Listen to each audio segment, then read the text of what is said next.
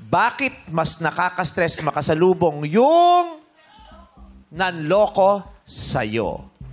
Ang oras may simula na!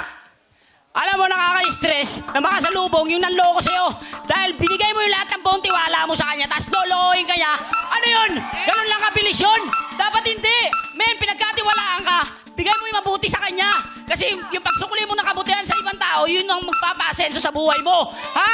Tandaan mo! Yung niloko mo, pwede pang Tapos na! Bart, ikaw na! Ito kasi yung problema sa atin sa Pilipinas.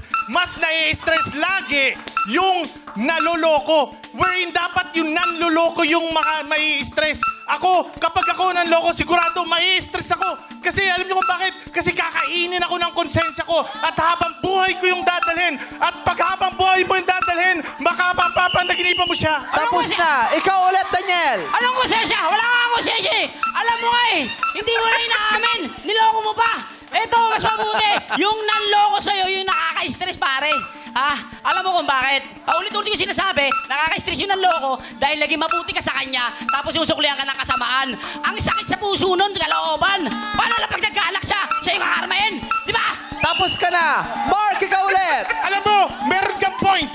Pointless. Pero, alam mo, kapag nakasalubong mo yung niloko mo, siyempre, kakausapin ka niya, mahihiya ka sa kanya, hindi mo na alam yung gagawin mo hanggang sa malulungkot ka. Lagi niyong tatandaan sa lahat ng nanonood dito, sa lahat ng kasama kong nandito, lagi niyong tatandaan, walang bayad na pagiging mabuti pero may sukle. Wow! Yeah! Mainit.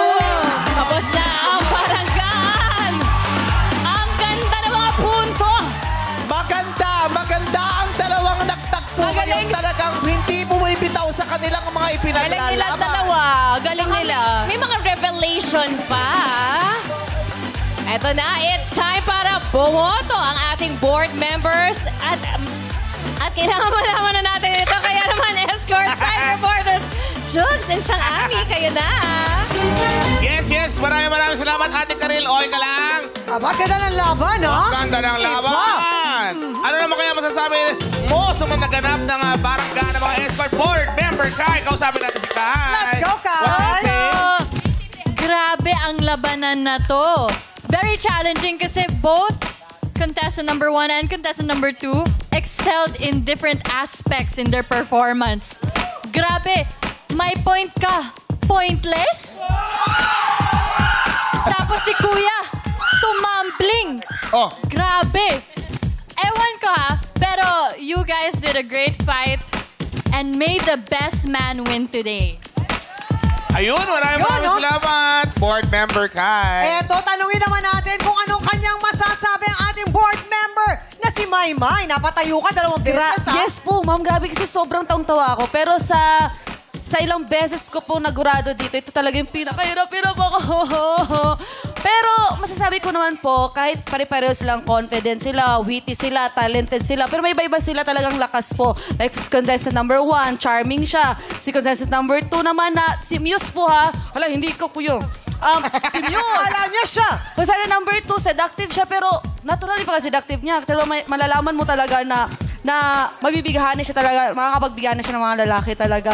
At sobrang witty mo! Tapos yung dalawang lalaki naman po, contestant number 1 tsaka number 2 sa escort, sobrang galing nyo. Sobrang hirap-hirap ako. Siguro yung konting ano lang po yata, yung konti lang yata yung sobra ng score ko. 0.1 lang. Ganun lang. Pero overall po, congratulations. Ang galing!